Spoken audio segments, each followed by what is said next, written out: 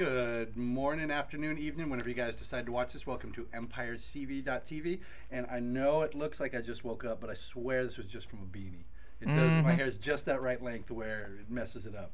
But today we're going to get into it nice and quick because we want to give Joey a break. He's a human tripod today, and because we weren't given an actual stand with the camera. Thanks a lot, Ron. Yeah, it sounds a lot like complaining, doesn't it? Even though it's his camera and he's going to do all the work. Thank you, Ron. We love you.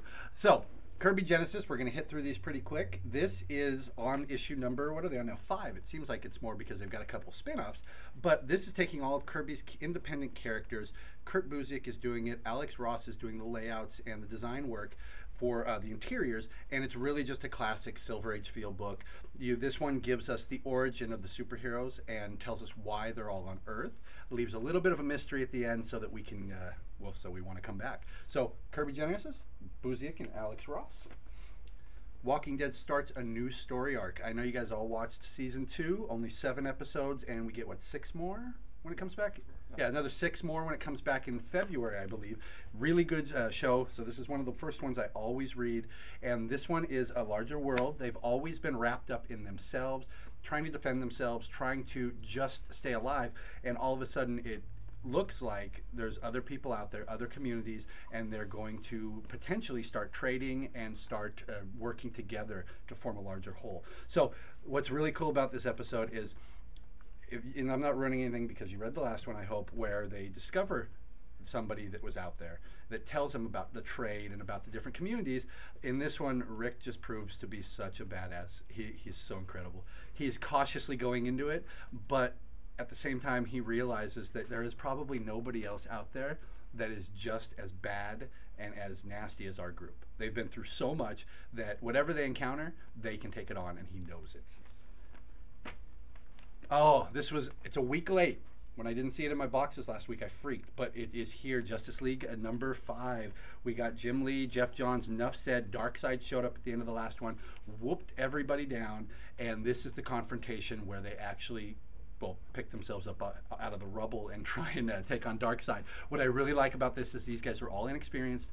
They are all new. They don't work well as a team, and Darkseid is the big bad. So if anybody is going to knock them down and take them out, he is the guy. So really, really fun, and I know you guys are all waiting for that. So I figured I'd go with 2 Geoff Johns books because we're both excited about that. Aquaman takes over from the deep. That was the end of the last one where he encountered that other race that came up out of the deep. And it continues from there as a lost artifact that was found on the ship, an Atlantean ship, starts to activate, and it turns out it's from before Atlantis fell. So we're going to get into a whole new story arc with that.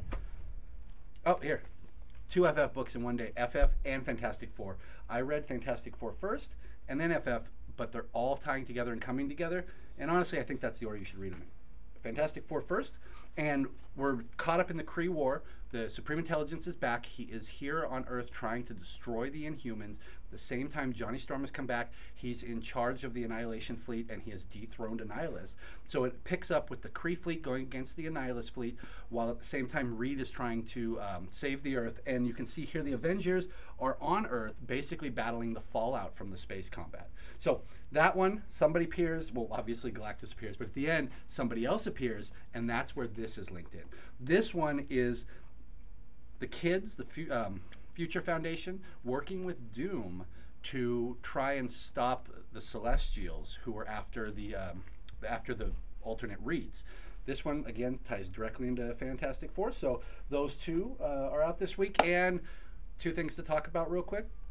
Number 1, we're having a sale on the 4th. It's our 9-year anniversary, which is actually February 1st, but we can't do it on a Wednesday because there's too much going on. So all the details, I will give them next week in this video, as well as send out an email at the end of the week. If you guys aren't on the email list, let me know, and I'll make sure you get on there. The other thing to look forward to is starting February 1st through February 29th, we are doing the Vision Machine contest. Greg Pak has been nice enough to give us an unlettered copy of his comic Vision Machine, which you can find online for free at visionmachine.net.